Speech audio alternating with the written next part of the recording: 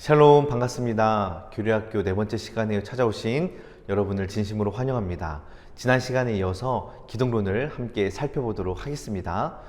이제 예수님의 신성과 인성 그리고 두 본성의 연합에 대해서 살펴보도록 하겠습니다. 먼저 예수님께서 참 하나님임을 증명하고자 합니다. 그분은 성경의 모든 곳에서 하나님으로 불리셨습니다. 주님은 하늘과 땅을 창조하셨고 유지하시고 다스리시죠. 또한 그분은 무한하고 영원하며 전지하고 전능하십니다. 성경이 많은 곳에서 예수님을 하나님으로 가리키고 있습니다. 첫 번째 증거로 그리스도는 성경 전체에 걸쳐서 하나님으로 언급됩니다. 히브리서 1장 8절에서 9절 말씀을 보시면 아들에 관하여는 하나님이여 주의 보좌는 영영하며 그러므로 하나님 곧 주의 하나님이 즐거움의 기름을 주께 부어 라고 표현하고 있습니다. 예수님은 분명히 하나님으로 불리시는 거죠. 또한 예수님은 여호와로 불리기도 합니다. 예레미야 23장 5절 6절에 내가 다윗에게 한 의로운 가지를 일으킬 것이라 그의 이름은 여호와 우리의 공이라 일컬음을 받으리라 라고 말씀합니다. 신약에도 하나님으로 불리웁니다. 로마서 9장 5절에 그리스도가 그들에게서 나셨으니 그는 만물 위에 계셔서 세세의 찬양을 받으실 하나님이시니라. 두 번째로 예수님께서 돌려지는 이 신적인 속성을 통해서 예수님의 신성을 확인할 수 있습니다. 미가 5장 2절에는 그의 근본은 상고의 영혼에 있느니라. 요한복음 2장 25절 그가 친히 사람의 속에 있는 것을 아셨음이니라. 빌립보서 3장 21절 그는 만물을 자기에게 복종하게 하실 수 있는 자의 역사로 우리의 낮은 몸을 자기 영광의 몸의 형체와 같이 변하게 하시리라. 이러한 예수님의 신적인 속성을 보니 예수님은 참 하나님이구나 라는 것을 우리가 알 수 있지요. 세 번째 증거로 예수님의 신적인 사역에서 확인할 수가 있습니다. 예수님은 세상을 창조하신 하나님이십니다. 요한복음 1장 3절에 만물이 그로 말미암아 지은 바 되었으니 지은 것이 하나도 그가 없이는 된 것이 없느니라. 또 골로새서 1장 16절 만물이 그에게서 창조되되 만물이 다 그로 말미암고 그를 위하여 창조되었고 17절에 또한 그가 만물보다 먼저 계시고 만물이 그 안에 함께 섰느니라. 요한복음 5장 21절에는 아버지께서 죽은 자들을 일으켜 살리심 같이 아들도 자기가 원하는 자들을 살리느니라 라고 말하고 있습니다. 이 모든 일들이 누가 하실 수 있는 일입니까? 하나님이 하실 수 있는 일들이기 때문에 예수님은 참 하나님이십니다. 네 번째 증거는 그리스도께서 가지고 계셨던 신적인 영광에서 유추할 수가 있습니다. 히브리서 1장 6절 하나님의 모든 천사들은 그에게 경배할지어다 말씀하시며 또 요한계시록 5장 13절에 보좌에 앉으신 이와 어린 양에게 찬송과 존귀와 영광과 권능을 세세토록 돌릴지어다 라고 말하고 있습니다. 여러분, 이 모든 증거들을 함께 생각한다면 우리는 예수님을 향하여 우리 마음을 높이 들어 주 예수님은 하나님이시다라고 외칠 수밖에 없습니다. 예수님은 영원한 참 하나님이시죠. 또한 뿐만 아니라 참 사람이기도 하였습니다. 단지 인간의 겉모습만 가지고 온 것이 아니라 참으로 인간의 본성을 가지고 계십니다. 예수님은 참된 인간의 육체를 가지고 계셨습니다. 그리고 참된 인간의 영혼도 가지고 계셨지요. 그분의 신격이 영혼을 대신하지는 않습니다. 그리고 예수님은 인간의 다양한 고통과 감정들도 가지고 계셨습니다. 예수님은 구약 성경에서 여자의 후손으로 불리우지요. 여자의 후손은 하와에게서 나온 모든 자손들, 곧 전 인류를 말하는 게 아니라 주 예수 그리스도를 가리키고 있습니다.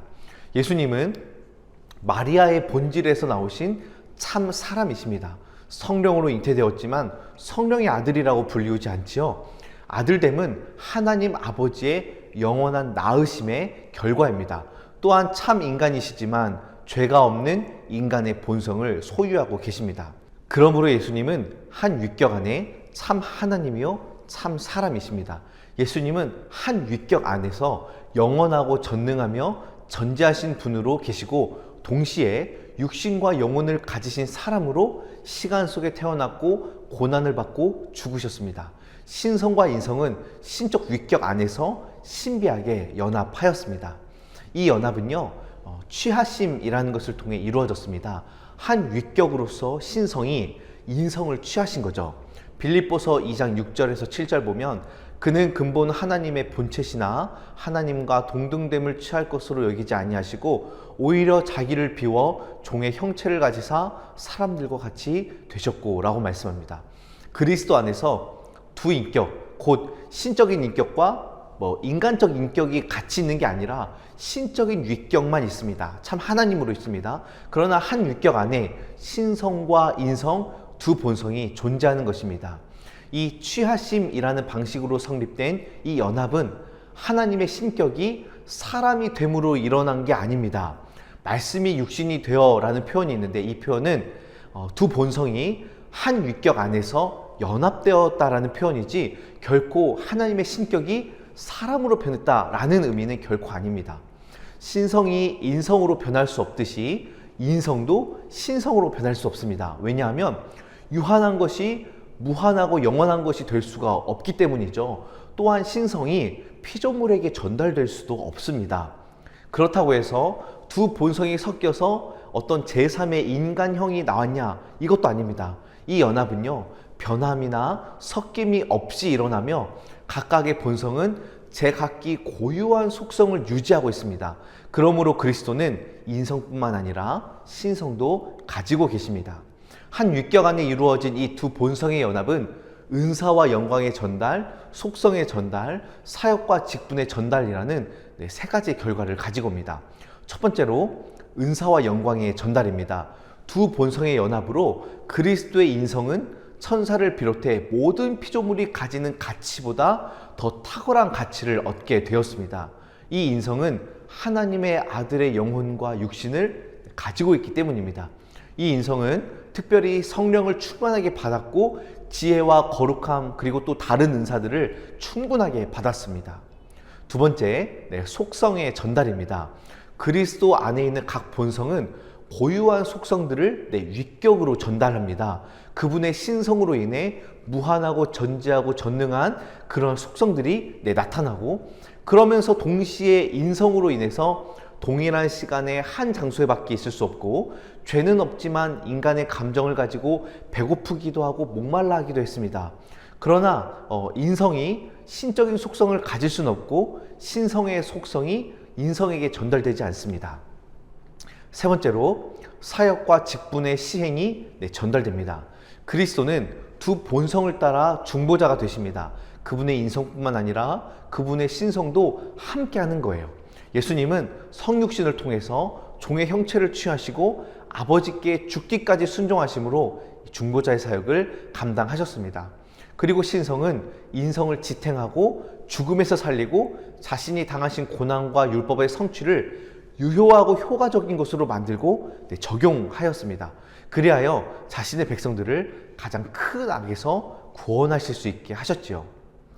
지금까지 주 예수님께서 참 하나님이요 참 사람이며 한 위격 안에 계신 신인이라는 사실을 밝혀보았습니다.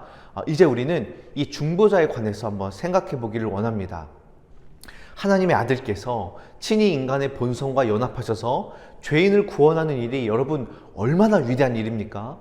모든 신자들의 모든 죄는 정말 크고 많은지 어떻게 하는지 상관없이 모조리 온전히 사함을 받고 최소한의 빚이나 형벌이 예수님 때문에 남지 않습니다. 왜냐하면 만족을 이루신 분이 참되고도 영원한 하나님이시기 때문입니다. 그러므로 우리는 예수님을 우리의 주인으로 인정해야 합니다. 주님께 굴복하고 그분을 기쁘시게 하기를 구하며 그분을 두려워하고 섬기고 그분을 우리의 유일하고도 완전하신 분으로 붙들며 그분의 발걸음을 따라 우리는 가야 됩니다. 우리는 예수님을 참 하나님으로 여기고 두려움과 경외함과 확신을 가지고 경배하는 태도로 그분과 교제해야 합니다. 또한 동시에 그분은 사람, 곧 우리의 형제로 여기면서 그분과 교제할 수 있어야 됩니다. 우리는 인간의 마음의 틀을 이해하시는 예수님 앞에 나아가 우리의 모든 필요를 구하며 나아갈 수 있습니다. 주님이 다 이해하세요. 그분은 우리를 불쌍히 여길 수도 있고 우리를 실제로 불쌍히 여겨 주십니다. 그러므로 주님께 담대히 나아가고 주님과 더욱 친밀해지는 저와 여러분 되기를 축복합니다. 이제 예수님의 직분에 대하여 초점을 맞춰 보겠습니다. 구세주인 예수님은 그리스도라고 불리지요. 그리스도는 메시아, 기름 부음을 받은 자라는 뜻입니다. 기름 부음은 여기서 두 가지를 나타내는데, 먼저 하나님께서 그를 정하시고 그 직분으로 불렀다라는 것을 의미합니다. 그리고 또 두 번째로는 주님께서 그 사람에게 직분을 담당할 자격을 주셨음을 의미하고 있습니다. 그래서 그리스도께서 기름 부음을 받은 자로 불리시는 것도 미리 정하심과 자격을 갖추심, 이 두 가지 의미를 상징하죠. 그리스도는 선지자, 제사장, 왕이라는 세 가지 직분을 가지고 그 직분을 통하여 사역을 감당하셨습니다. 먼저 그분은 자신의 선지자직을 통하여 무지를 제거하고, 이 제사장직을 통하여 하나님과의 불화를 없애고, 그리고 마지막으로 왕직을 통하여 인간의 무능함을 제거하십니다. 성경은 전체에 걸쳐서 예수님이 택자들을 위한 선지자, 제사장, 왕으로서 새 직분을 감당했다고 말씀하고 있습니다. 이제 각각의 직분에 대해서 살펴보도록 하겠습니다. 먼저 선지자직인데요. 그리스도의 선지자직은 예언과 선취를 통해 확증됩니다. 신명기 18장 15절, 내 하나님 여호와께서 너희 가운데 내 형제 중에서 너를 위하여 나와 같은 선지자 하나를 일으키시리니 너희는 그의 말을 들을지니라 라고 말씀합니다. 또 이사야 61장 1절에 주 여호와의 영이 내게 내리셨으니 이는 여호와께서 내게 기름을 부으사 가난한 자에게 아름다운 소식을 전하게 하려 하심이라 라고 말씀합니다. 주 예수님은 이 말씀을 읽으신 후에 자신에게 적용하시면서 이 글이 오늘 너희의 귀에 응하였느니라 라고 말씀하시고, 내가 바로 선지자다 라고 말씀하셨어요. 선지자들은 다음과 같은 사역을 했습니다. 첫 번째, 선지자들은 신적인 신비에 관하여 하나님께 직접 계시를 받았습니다. 예수님은 성부로부터 모든 계시를 받았습니다. 요한복음 5장 20절에 아버지께서 아들을 사랑하사 자기가 행하시는 것을 다 아들에게 보이시고 또 그보다 더 큰 일을 보이사 너희로 놀랍게 여기게 하시니라 라고 말씀합니다. 둘째, 선지자들은 하나님의 말씀을 해석하고 선포하는 사역을 하였는데, 예언을 통해 이 사역을 감당하기도 했습니다. 예수님도요, 백성들에게 율법을 주시고 회개하고 복음을 믿으라 라고 말씀하시면서 모든 사람들에게 순종하도록 권면하셨습니다. 그리스도는 복음의 저자이시며 복음의 내용이시고 복음의 전달자이십니다.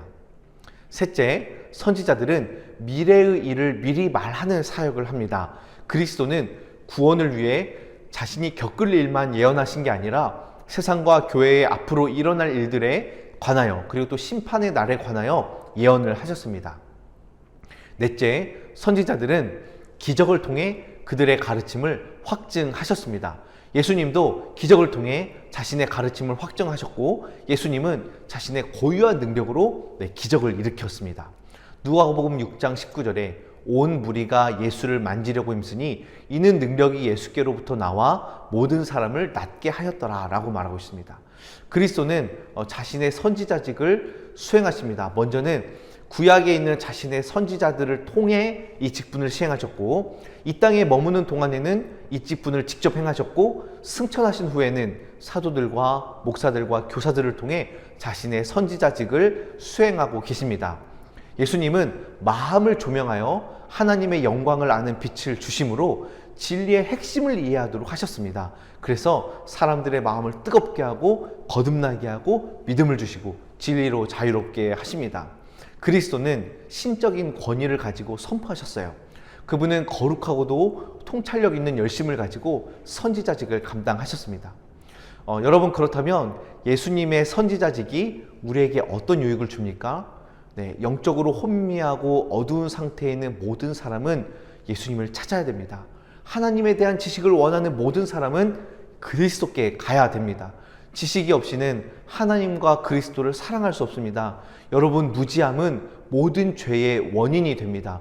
무지는 우리에게서 모든 은혜를 빼앗아가고 영원한 멸망으로 끌고 가죠. 그러므로 우리는 선지자이신 그리스도께 나아가 그분으로부터 배우고 그분의 빛을 받아 빛 가운데 살아가야 합니다.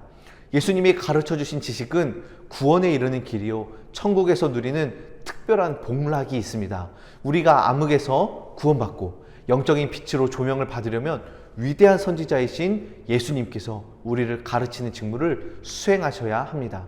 그분은 충분히 가르칠 수 있고 또 가르치기를 원하세요. 그리스도가 가르치는 가르침은 구원의 신비입니다. 그러므로 우리는 예수님 발 앞에 엎드리고 순종하는 마음으로 나아가야 될 줄로 믿습니다. 우리가 선지자이신 예수님께 배운다면 그분께 합당한 방법으로 선지자이신 그분을 또한 닮아가야 됩니다. 왜냐하면 신자들은 그리스도의 이름을 따라서 그리스도인이라고 불리우고 그분의 기름 부음에 참여한 사람들이기 때문이에요. 그래서 신자들은 선지자이고요. 선지자의 역할을 잘 감당하기 위해 노력해야 됩니다. 먼저 우리는요, 하나님을 아는 지식을 증대시켜야 됩니다. 지금 여러분이 강의를 듣는 것처럼 하나님 더 알길 원해야 돼요. 하나님 말씀을 지속적으로 살피고 주님을 향하고 마음을 열어서 성령께서 일하시기를 원해야 합니다. 또한 신자들은 신비로운 진리들을 다른 사람에게 알리는 역할을 감당해야 합니다. 그러므로 다른 이들에게 복음을 부지런히 전해야 되죠. 우리 모두가 그리스도를 닮아 선지자의 사역을 잘 감당하길 원합니다. 이제 그리스도의 대제사장직에 대해서 살펴보겠습니다. 제사장은 하나님께서 택한 자로 하나님께 속한 일에 사람을 위하여 예물과 속지 않은 제사를 드리는 사람을 제사장이라고 이야기하죠. 제사장직은 두 가지 요소로 이루어집니다. 바로 제사와 기도인데요. 그리스도의 대제사장직도 마찬가지로 제사와 기도로 이루어집니다. 예수님은 대제사장으로 불리셨을 뿐만 아니라 이 역할을 감당하셨습니다. 예수님은 이 땅에 계실 때부터 이미 제사장이셨죠. 그리스도는 고난받고 죽으심으로 자기 자신을 하나님께 속죄의 제물로 드리셨고 친히 제사를 드림으로 천국에 들어가셨습니다. 그리스도는 이 땅에 계시는 동안 대제사장으로 자신을 제물로 드렸는데 이 제사는 단번에 드려진 제사입니다. 이 제사는 이미 성취되었어요. 다시 드릴 필요가 없습니다. 자신을 제물로 드리고 영원한 구속을 이루시고 그 후에 자신의 피로 말미암아 성소에 들어가셨습니다. 예수님은 죄와 흠이 없는 거룩한 분으로 오직 택한 백성들의 죄를 위해서 자신을 제물로 드리셨습니다. 그리스도께서 단번에 드린 이 제사는요, 영원한 속죄의 효과를 가져와요. 히브리서 9장 26절, 자기를 단번에 제물로 드려 죄를 없이 하시려고 세상 끝에 나타나셨느니라. 또한 히브리서 10장 10절, 이 뜻을 따라 예수 그리스도의 몸을 단번에 들이심으로 말미암아 우리가 거룩함을 얻었노라. 또 히브리서 10장 14절에 그가 거룩하게 된 자들을 한 번의 제사로 영원히 온전하게 하셨느니라 라고 말하고 있습니다. 그리고 제사장직이 가지는 두 번째 요소는 바로 중보기도입니다. 중보는 그리스도의 대제사장직에 속한 책무예요. 대제사장으로서 택자들을 대신하여 자신의 아버지 앞에 나타나 그들을 위하여 중보한 역할을 감당하십니다. 택한 백성들이 천국을 향해 걷기 위해 이 땅에서 그들에게 필요한 모든 것을 중보하세요. 곧 그들을 조명하시고 위로하고 거룩히 하는 성령을 주시고 또한 그분은 자기 백성들이 지상에서의 삶을 끝난 후에 완전한 구원을 얻을 수 있도록 그들을 위해 중보하십니다. 사람이 구원받기 위해서는 그리스도의 고난과 죽음과 거룩함으로 말미암아 그분의 구원을 얻는 것으로만 충분하지 않습니다. 그리스도께서 중보하심으로 구원을 적용시켜 주셔야 되고 사람들을 그 구원에 실제적으로 참여하도록 만들어야 됩니다. 그리스도의 제사가 완전하며 영원한 속죄의 효력을 가진다 할지라도 그것이 중보를 통해 반드시 우리에게 적용되어야 돼요. 택자들을 위한 장소를 예비하고 그들을 구원으로 인도하려면 반드시 중보 사역이 필요합니다. 그래서 예수님은 자신의 모든 택자들이 천국에 모일 때까지 계속 간구하고 계십니다. 그렇다면 예수님께서 기도하시는 방식은 무엇일까요? 예수님은 자기 백성을 온전히 구원하기 위해 스스로 모든 것을 담당하신 보증으로서 중보기도를 수행하십니다. 중보기도의 효력도 그분의 신성으로부터 나옵니다. 그리스도의 중보기도는 자기 백성들에게 제기된 모든 참소에 대해서 대언하고 탄원하십니다. 그리고 이 중보기도는 예수님의 이름으로 드려지죠. 그래서 하나님은 예수님의 공로가 가진 효력으로 말미암아 우리의 기도를 들으십니다. 다음은 중보의 효력입니다. 그리스도의 중보 기도는 세 가지 근거로 말미암아 효력을 나타냅니다. 첫 번째로 그 원인이 의롭습니다. 예수님께서 대언자로서 우리를 위하여 탄원하시는 그 원인은 전적으로 의롭습니다. 그리스도께서 자신의 택한 백성들을 대신하여 값을 완전히 지불하신 그 완전한 대속물을 가지고 나타나십니다. 둘째, 그분의 중보기도의 효력은 아버지와 자녀의 관계 같은 하나님과 택자들의 관계를 통해 분명히 나타납니다. 셋째, 대언자의 위격을 보더라도 이 중보기도는 효력을 가질 수밖에 없죠. 그리스도는 위격적으로 성부와 동일한 본질을 가지고 계시고 그분과 성부 사이에는 위대한 친밀함이 있습니다. 성부는 그리스도께 내게 구하라 내가 주리니 라고 말씀하셨습니다. 이런 중보자가 있으니 어찌 거절당할 수가 있겠습니까? 이 모든 근거들을 함께 생각한다면 그리스도의 중보기도는 가장 탁월한 효과를 가집니다. 그분의 중보기도는 이루어질 것이고 그분께서 구하는 바가 그분의 자녀들에게 주어질 것이고 간구하는 모든 것을 하나님께서 들으실 것입니다. 다음으로 중보의 충분성에 대해서 살펴보도록 하겠습니다. 그리스도의 중보는 완전히 충분합니다. 다른 중보자는 필요 없어요. 뿐만 아니라 다른 이들은 중보자가 될 수도 없습니다. 중보자는 오직 한 분이시고 다른 중보자는 존재할 수 없어요. 속죄를 근거로 중재하시는 분 외에 어느 누구도 중보자의 자격을 얻을 수 없기 때문입니다. 디모데전서 2장 5절에 하나님은 한 분이시오 또 하나님과 사람 사이의 중보자도 한 분이시니 곧 사람이신 그리스도 예수라. 요한일서 2장 1절과 2절에 아버지 앞에서 우리에게 대언자가 있으니 곧 의로우신 예수 그리스도시라. 그는 우리 죄를 위한 화목 제물이니 우리만 위할 뿐 아니라 온 세상의 죄를 위하심이라 라고 말했습니다. 그러므로 중보자는 예수님 한 분밖에 없습니다. 그리고 그리스도의 제사장직은 우리에게 의무를 부여합니다. 첫 번째로 우리는 그분을 제사장으로 활용해야 됩니다. 그렇게 하려면 우리의 죄가 얼마나 혐오스럽고 가증한지 깨닫고 우리에게는 스스로 구원할 방법이 없고 그럴 능력이 없음을 철저히 깨달아야 돼요. 그리고 나서 우리는 예수님께로 나아가야 합니다. 예수님만이 완전한 대속물이요 유일한 속죄 제물이며 죄에 대해 자신을 드린 완전한 대제사장임을 우리가 인정하며 그분께로 나아가야 됩니다. 이것이 우리의 의무입니다. 그리고 그리스도를 모든 죄인으로 부르시는 대제사장으로 인정하고 그분은 우리를 결코 내쫓지 않으시고 우리를 하나님과 화해시키시고 안식과 평안과 구원을 약속하신 분으로 우리는 인정해야 됩니다. 우리는 그리스도의 제사가 나를 대신하여 들어졌다라는 사실을 기억해야 됩니다. 두 번째 의무는 우리는 중보자이신 그리스도에게서 멈추지 말고 그분을 통해 반드시 성부에게까지 나아가야 됩니다. 그리스도께서 대속물이 되시고 완전한 제사를 드리셨기에 우리는 하나님께서 우리의 아버지시요 우리는 그분의 자녀라는 모든 약속들을 믿음으로 받아들이며 하나님을 아빠 아버지라고 부르는 의무가 있습니다. 그리스도는 대제사장으로서 특별한 자격을 갖추셨는데 바로 긍휼히 여기는 동정심입니다. 예수님은 가장 탁월한 동정심으로 이 대제사장의 직분을 감당하고 있어요. 택한 백성들을 구원하시고 보존하며 복락으로 인도하기 위해 일하십니다. 그분을 우리의 것으로 삼고 은혜를 누리는 것이 우리의 의무이니 우리 모두가 예수님만을 붙잡길 간절히 소망합니다. 두 번째 의무는 우리는 그리스도인이라는 이름에 걸맞게 영적인 제사장이 되어야 하는 의무가 있습니다. 첫 번째로 신자는 제사장으로서 하나님께 나아가며 성소에 들어가고 하나님을 섬깁니다. 둘째, 제사장들은 하나님께서 친히 유업이 되셨습니다. 우리의 기업은 땅에 속한 게 아니라 주님이시지요.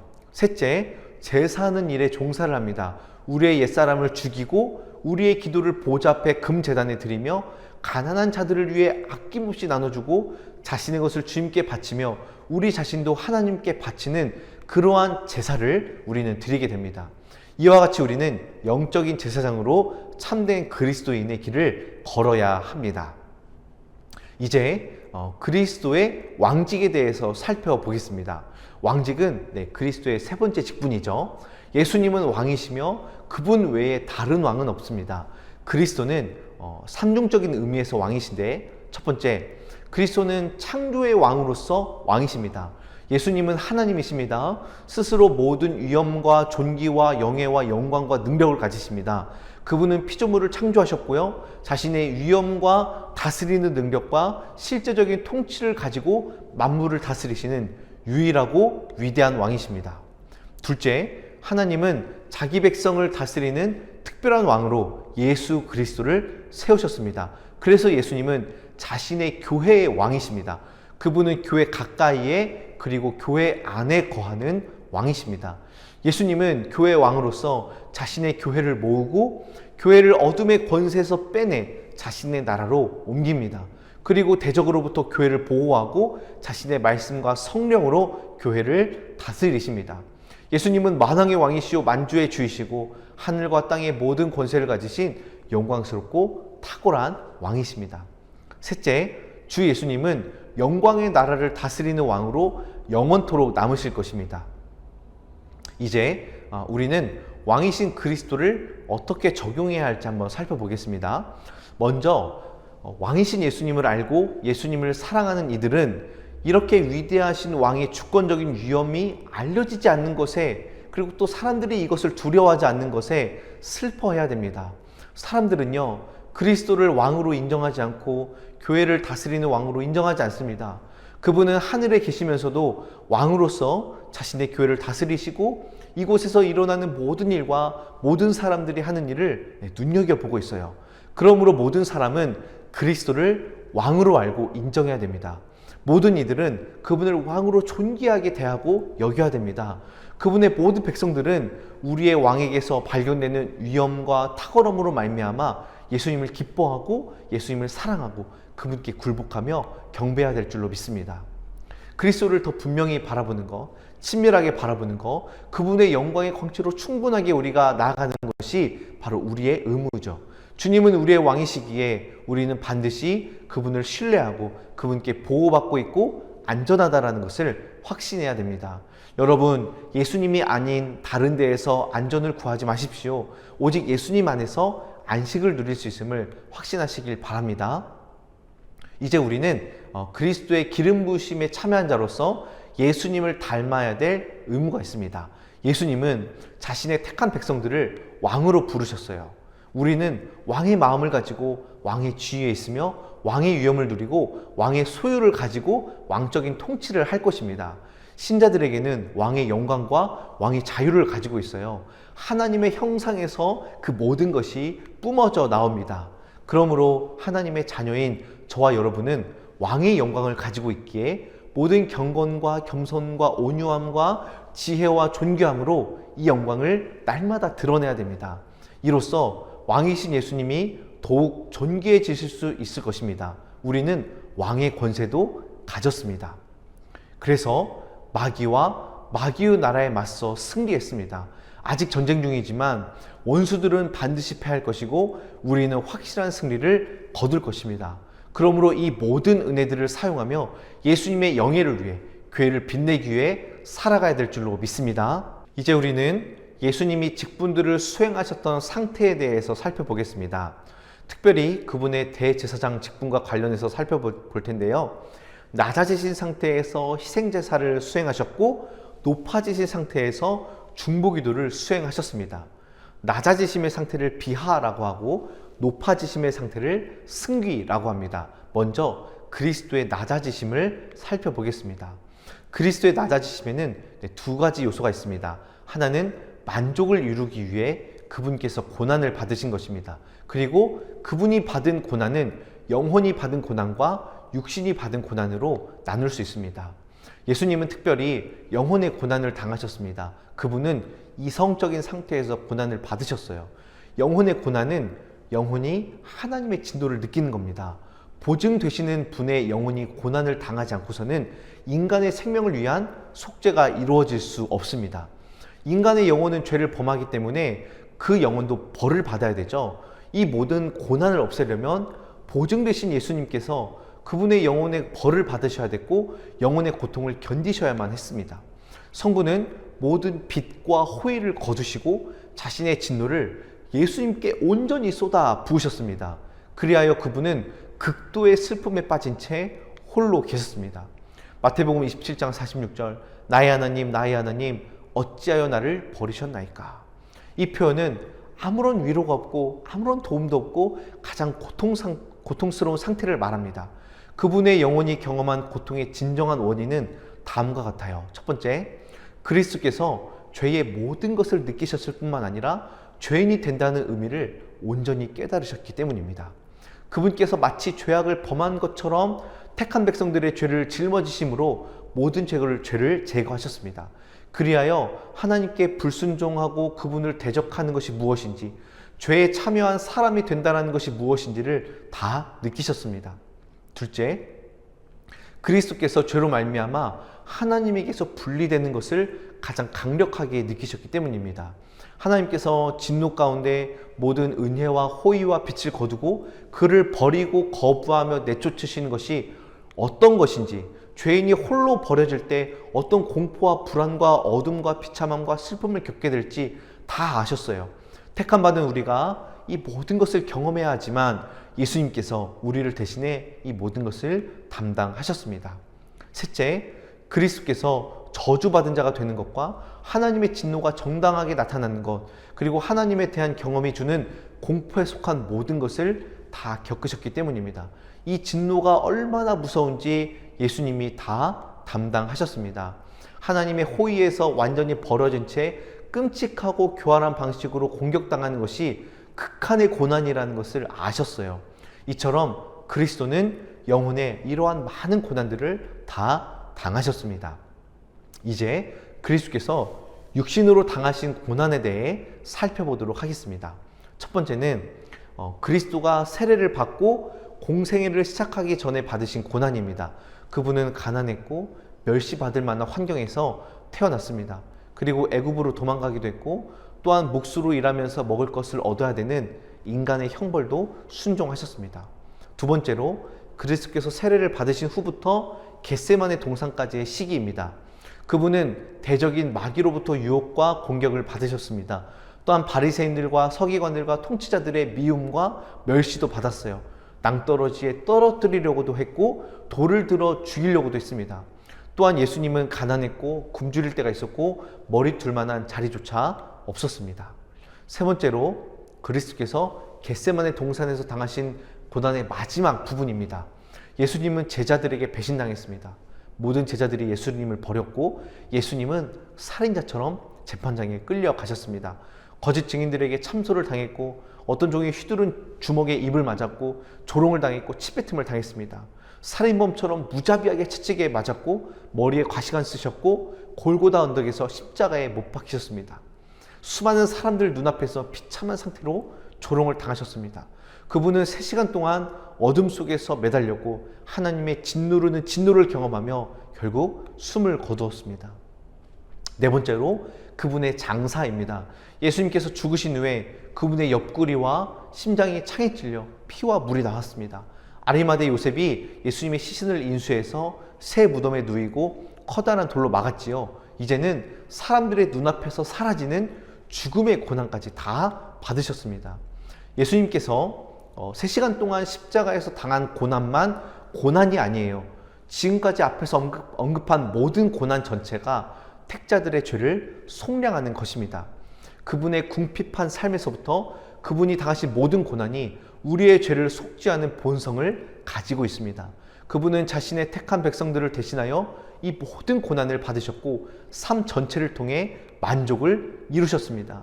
주님이 받으신 고난은 참된 만족을 주고 모든 택자들의 죄를 위해 만족을 이루셨습니다.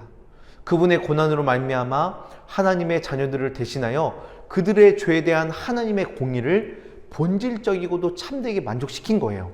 그리스도는 그들을 대신하여 그들이 받아야 할 형벌을 친히 담당하셨기 때문에 하나님의 공의를 완전하고도 본질적이며 참되게 만족시키셨습니다. 하나님은 이 만족과 공로를 기초로 모든 현세적 형벌과 영원한 형벌에서 우리 택자들을 구원하십니다. 보증이신 예수님께서 택자들의 자리에 계셨고 그들을 대신하여 채무를 갚으셨습니다. 그리스도는 죄인을 위해 죄인을 대신해 죽으셨습니다. 마치 모든 신자들이 자신의 죄값을 치른 것처럼 그분의 고난은 모든 신자들에게 전가되었습니다. 예수님은 대제사장이자 제물로서 친히 자신을 드려 택자들을 위하여 제사하였습니다. 그리하여 참된 속죄를 이루셨죠. 우리는 마치 주인이 노예에게 자유를 주듯이 또는 전쟁 포로가 교환되거나 풀려나듯이 그냥 구속을 얻은 게 아닙니다. 정당한 값을 지불하는 거래에 의해서 구속을 받았습니다. 예수 그리스도의 고난과 죽음으로 말미암아 실제로 만족이 이루어졌고 공의를 만족하신 하나님과 죄인이 화목하게 되었습니다. 그리스도의 만족은 완전했습니다. 예수님께서는 완전한 공의를 만족시켰습니다. 그분의 고난은 무한하도록 충분한 효과를 가집니다. 그러므로 죄를 완전히 제거하고 완전한 용서를 가져오고 택자들을 완전히 회복시키심을 우리가 믿어야 됩니다. 그래서 우리의 모든 죄는 하나도 남아있지 않고 모두 사함을 얻었습니다. 할렐루야. 네, 이제 그리스도의 낮아지심의 두 번째 요소인 능동적인 순종에 대해서 살펴보겠습니다. 그리스도는 능동적이고 실제적인 순종으로 자신을 율법 아래에 복종시켰습니다. 예수님이 자신의 고난을 통해 백성들을 형벌에서 구원하셨듯이 능동적인 순종을 통해서 그들을 대신하여 율법을 성취하셨고 그들로 영원한 생명을 얻을 수 있는 권리를 이루어내셨습니다. 즉 속죄를 통해 구원을 획득하고 공로로 말미암아 속량을 이루셨다는 거죠. 율법은 완전한 순종을 요구합니다. 설령 형벌을 담당하여 죄책에서 자유롭게 됐다 하더라도 사람이 율법을 범하게 되면 율법에 대한 불순종을 낳습니다. 즉 율법이 성취가 되지 않는다면 누군가를 의롭게 만들 수가 없어요. 예수님은 스스로 율법에 복종하고 하나님의 자녀들을 대신하여 그 율법을 다 행하심으로 우리를 위한 율법의 요구를 성취하셨습니다. 고난은 의가 아니죠. 예수님께서 율법을 완전히 성취하고 행하신 것이 의입니다. 그러므로 그리스도의 의가 우리에게 전가되고 우리가 그리스도 안에서 하나님의 의가 되었다면 그분이 율법에 복종하고 그 율법을 행하신 것도 우리에게 전가가 된다는 사실입니다. 우리는 그리스도의 고난을 깊이 묵상해야 합니다. 그리스도의 고난을 통해 죄가 얼마나 혐오스럽고 더럽고 가증한지 그리고 반드시 죄를 충분히 버려야 되는 하나님의 공의와 거룩함을 꼭 인식해야 됩니다. 또한 우리가 여전히 죄악된 상태에 있는데도 그리스도 안에 있기 때문에 하나님 앞에 나아갈 수 있음을 우리는 깨달아야 됩니다. 그리고 또한 그리스도의 고난으로 인해 우리가 세상과 죄에 대해서 어떻게 죽어야 되는지, 어떻게 앞으로 살아야 되는지 깨달아야 됩니다. 죄를 죽이고 거룩하게 살아가는 강력한 동기가 예수님께 있고 우리는 주님을 기쁘시게 하는 삶을 반드시 살아야 됩니다. 우리는 믿음의 고개를 들고 고난을 받으며 속죄를 이루신 예수님을 바라봐야 합니다. 그리하면 예수님으로 말미암아 우리에게 기쁨이 넘치고 우리의 마음은 따뜻한 사랑으로 가득 찰 것입니다. 왜 예수님이 나의 보증이 되셨는지, 왜 내가 천국으로 인도함 받은 사람이 되었는지, 왜 나는 고난당하지 않고서도 살아남을 수 있었는지 너무나 큰 예수님의 사랑과 은혜에 감사하며 나아가기를 원합니다. 또한 우리는 예수님의 고난을 본으로 삼아 옛사람을 다루고 죄를 죽여야 됩니다. 세상과 죄를 조롱과 경멸의 대상으로 여기고 육신을 정욕과 함께 못 받고 예수님과 함께 살아가는 구원받은 자다운 삶을 우리가 살아야 됩니다. 그렇게 살아가는 저와 여러분 되길 주님의 이름으로 축복합니다. 이제 그리스도의 높아지심에 대해서 논의하도록 하겠습니다. 그리스도께서 낮아진 상태로 보증이자 중보자로서 일을 하셨던 것처럼 보증과 중보자로서 예수님은 높아지셨습니다. 그리스도의 높아지심은 일반적으로 4단계로 이루어집니다. 부활하심, 하늘로 올라가심, 하나님 보좌 우편에 앉으심, 심판하러 다시 오심, 이렇게 4단계인데요. 첫 번째 단계는 그리스도께서 죽은 자 가운데 부활하심입니다. 이는 우리 기독교의 심장과 같은 교리이죠. 로마서 10장 9절, 내가 만일 내 입으로 예수를 주로 시인하며 또 하나님께서 그를 죽은 자 가운데서 살리신 것을 내 마음에 믿으면 구원을 받으리라. 그리스도께서 죽은 자들 가운데 부활하신 것이 사실입니다. 마태복음 28장, 누가복음 24장, 요한복음 20장에 기록된 부활의 역사성을 통해서 우리는 분명히 알 수 있습니다. 그리고 이 사실은 천사들과 무덤을 지켰던 대적들 또 사도들을 통해 확증이 됩니다. 사도행전 2장 32절, 이 예수를 하나님이 살리신지라 우리가 다 이 일의 증인이로다 라고 말합니다. 또한 그리스도께서 부활하신 이후에 신자들에게 나타나신 사실도 이 진리를 확증합니다. 사도행전 1장 3절, 그가 고난받으신 후에 또한 그들에게 확실한 많은 증거로 친히 살아계심을 나타나사 40일 동안 그들에게 보이시며 하나님 나라의 일을 말씀하시니라. 이와 같이 그리스도는 많은 사람들에게 나타나셨습니다. 제자들과 500의 형제들, 스데반, 바울 등에게 나타나 보였습니다. 예수님은 자신을 그토록 경멸하여 버린 그 불경건한 사람들에게는 내가 나타날 이유가 없다, 가치가 없다라고 느끼셨고 자신의 백성들에게만 나타나 보이셨습니다. 예수님께서 부활하도록 한 원인은 바로 그분 자신에게 있어요. 그분의 신적인 능력으로 말미암아 그분이 취했던 인성이 다시 살아난 겁니다. 그리스도는 능동적이고도 참되게 부활하셨고 자신의 능력을 통해 살아나셨습니다. 그분의 신성이 인성을 살리신 것이죠. 요한복음 2장 19절, 예수께서 대답하여 이르시되 너희가 이 성전을 헐라 내가 사흘 동안에 일으키리라. 능동적으로 말씀하셨고, 로마서 1장 4절, 성결의 영으로는 죽은 자들 가운데서 부활하사 능력으로 하나님의 아들로 선포되셨으니 곧 우리 주 예수 그리스도시니라 라고 말씀하고 있습니다. 그리스도께서 하나님의 아들이심을 증명하는 것은 바로 그분의 부활이 그분 자신의 능력으로 되었다라는 사실입니다. 그 누구도 죽은 자를 다시 살릴 수도 없고 스스로 살아나는 것은 더욱더 불가능하죠. 오직 하나님만이 그렇게 하실 수 있습니다. 그런데 종종 우리가 성부께서 그리스도를 일으켰다라는 그런 말씀들을 보지요. 여러분, 성부와 성자는 하나님이고 동일한 하나님이십니다. 그러므로 성부가 하시는 모든 것을 성자도 하십니다. 성부께서 그리스도를 일으키셨다라는 말은 성부께서 보증이 되시는 그분의 부활을 만족하고 기뻐하신다라는 그런 말입니다. 그렇다면 예수님께서 왜 부활하셔야 했을까요? 첫 번째는 예언들이 성취되기 위해 필요했습니다. 누가복음 24장 26절에서 27절, 그리스도가 이런 고난을 받고 자기 영광에 들어가야 할 것이 아니냐 하시고 이에 모세와 모든 선지자의 글로 시작하여 모든 성경에 쓴 바 자기에 관한 것을 자세히 설명하시니라 라고 말했습니다. 즉 예수님은 구약의 모든 예언을 성취하기 위해 부활하신 거죠. 둘째, 그리스도의 중보자 직분 자체가 그분의 부활이 필요함을 분명히 드러냅니다. 중보자는 죽음을 정복해야 되고 영원한 왕이어야 되고 대제사장으로서 지성소에 들어갈 뿐만 아니라 자신의 택한 백성들에게 하늘로부터 성령을 보내셔야만 했습니다. 만약 예수님께서 죽은 자 가운데서 다시 살아나지 않았더라면 이 모든 일을 할 수 있습니까? 네, 할 수 없다라는 거예요.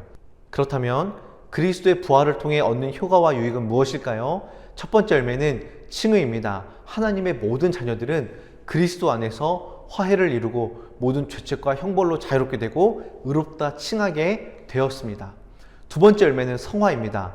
신자들이 자신이 의롭게 되었다라는 사실을 안다고 하더라도 이 사실로 만족하지 못합니다. 신자들은 하나님의 형상과 같이 되어 그분과 연합하며 살아가야 됩니다. 그분을 닮아가며 살아가길 원해야 됩니다. 육신을 미워하고 세상에 속한 것들을 떠나고 하나님을 사랑하며 새로운 삶을 날마다 살아가야 됩니다. 우리는 그리스도의 부활을 거룩한 동기로 삼고 그분과 더불어 온전히 거룩하게 살아야 됩니다. 세 번째 열매는요, 신자의 복된 부활이에요. 예수님이 부활하셨기 때문에 우리도 구원으로 부활할 것입니다. 그분이 부활하신 것은 우리가 부활할 수 있음을 보여주기 위함이에요. 디모데후서 2장 11절, 미쁘다 이 말이여 우리가 주와 함께 죽었으면 또한 함께 살 것이요. 그리스도의 높아지심의 두 번째 단계는 승천입니다. 승천은 그리스도의 위격이 자신의 인성을 따라 하신 사역입니다. 즉 육신이 올라가는 행위라는 거예요. 그리스도의 승천은 비유적인 그런 이야기가 아니라 장소가 실제로 바뀌었음을 의미합니다. 예수님이 축복하시면서 승천하셨고 하늘로 올라가시는 것을 눈으로 볼 수 있었고 영광스러운 방식으로 구름 속으로 올라가셨습니다. 예수님은 천국을 자신의 택한 백성을 위해 직접 준비하시는 곳이요, 자신이 있는 곳에 그들도 데려가기 위해서 그들을 데려가는 곳으로 친히 먼저 가셨습니다. 그리스도의 승천이 주는 유익은 대단히 크고도 많습니다. 첫째, 이 사건은 신자들에게 그리스도와 관련하여 특별한 즐거움을 불러일으킵니다. 우리를 위해 가난하게 되신 그분은 슬픔의 사람이었고 또 멸시를 당하셨지만 모든 것을 정복하고 의기양양하게 승천하셨기 때문입니다. 둘째, 그리스도의 승천은 신자들에게 큰 유익이 됩니다. 그리스도께서 고난과 죽음을 통하여 신자들을 위해 얻으신 모든 것이 그분의 승천으로 말미암아 신자들에게 주어집니다. 셋째, 성령을 부으시는 것도 그리스도의 승천의 열매입니다. 그리스도께서 하늘에 올라가셨음이 확실한 만큼 성령의 내주하심도 확실합니다. 요한복음 16장 7절에 그러나 내가 너희에게 실상을 말하노니 내가 떠나가는 것이 너희에게 유익이라. 내가 떠나가지 아니하면 보혜사가 너희에게로 오시지 아니할 것이요 가면 내가 그를 너희에게로 보내리니 라고 말씀하고 있습니다. 넷째, 중보기도도 그리스도의 승천의 열매입니다. 그리스도는 앞서가신 분으로 신자들이 계속 하나님의 보좌로 나아갈 수 있도록 길을 만드십니다. 다섯째, 그리스도의 승천은 성화에도 효과적입니다. 이러한 모든 유익들이 우리에게 실제가 되기를 원합니다. 그리스도의 높아지심의 세 번째 단계는 그리스도께서 하나님의 보좌 우편에 앉으시는 것입니다. 하나님의 말씀은 하나님 보좌 우편에 앉는다라는 내용을 자주 확증합니다. 골로새서 3장 1절 거기는 그리스도께서 하나님 우편에 앉아 계시느니라. 히브리서 1장 3절 높은 곳에 계신 지극히 크신 이의 우편에 앉으셨느니라 라고 말합니다. 여러분, 이것은 비유적인 표현이죠. 하나님께는 오른편이 없습니다. 그런데 그리스도께서 하나님 오른편에 앉아 계신다라는 말은 그분이 가장 영광스러운 자리까지 높아진다라는 말이에요. 하나님의 오른편에 있는 것은 예수님에게만 고유하게 해당되는 일이고 신자들은 그리스도와 함께 그분의 보좌에 앉으리라는 약속을 받게 됩니다. 그리스도께서 하나님의 보좌 오른편에 중보자로 앉아 계신다라는 것은 그분의 새 직분과 관련이 됩니다. 보좌 우편에서 제사장으로, 선지자로, 왕으로 직분을 감당하고 계십니다. 그리스도께서 보좌 오른편에 앉아 계신 것에 따른 유익은 그분이 직분을 효과적으로 수행할 수 있다는 사실이죠. 첫 번째, 그리스도는 대제사장으로서 지존자로 계십니다. 그렇다면 그분의 중보기도가 얼마나 효력이 있겠습니까? 두 번째, 그리스도는 선지자로 자신의 교회와 자녀들에게 충분한 은사와 은혜를 베푸십니다. 세 번째, 하나님의 우편에서 왕으로 계십니다. 그러므로 자신의 택한 백성들을 효과적으로 모아 한 교회를 이루고 승리케 하실 것입니다. 그리스도의 높아지심의 마지막 단계는 그리스도께서 심판하시기 위해 재림하는 겁니다. 이전의 단계들은 그리스도의 높아지심에 대해서 신자들이 믿음으로 볼 수 있었는데요. 그러나 이번 마지막 단계는 미래에 확실히 일어날 사건임을 믿음으로 받아들이지만 모든 사람이 보게 될 겁니다. 그 누구도 예외가 없어요. 마태복음 24장 3절에 그때의 인자의 징조가 하늘에서 보이겠고 그때의 땅의 모든 족속들이 통곡하며 그들이 인자가 구름을 타고 능력과 큰 영광으로 오는 것을 보리라 라고 말씀하고 있습니다. 이 재림에 대해서는 나중에 종말론에서 더 자세히 다루도록 하겠습니다. 지금까지 그리스도의 높아지심의 4단계를 살펴보았는데요. 우리는 주님의 높아지심을 묵상하면서 예수님의 영광스러운 승리와 부활의 영광과 진리를 누리게 됩니다. 이 땅을 바라보는 게 아니라 하늘로 올라가신 주님을 바라보고 그곳에 천국 거주민들이 환호하는 소리에 귀를 기울여야 됩니다. 지금 우리 눈에 보이지 않지만 우리는 영광과 존귀로 관을 쓰신 예수님을 믿음으로 볼 수 있습니다. 그러므로 그리스도의 낮아지심과 그분의 높아지심을 함께 생각하면 우리는 영적으로 크게 성장하고 힘과 위로를 많이 얻을 줄로 믿습니다. 우리가 어떻게 구원되시는 그분께로 피하게 되었는지, 어떻게 그분 날개 아래 거하게 되었는지 깊이 고민하고 생각하면 우리 마음은 예수님을 향한 사랑으로 가득 차게 될 줄로 믿습니다. 여기까지 교리학교의 모든 강의를 마치도록 하겠습니다. 칼빈은 생명에 이르는 지식이 곧 하나님을 아는 지식과 나 자신을 아는 지식이라고 했습니다. 하나님을 더 깊이 알면 알수록 그 은혜는 무한대로 깊어져요. 그 은혜 가운데 풍성히 거하는 광연교회 모든 성도님들 되길 주님의 이름으로 축복합니다. 긴 시간 수고 많으셨습니다. 감사합니다.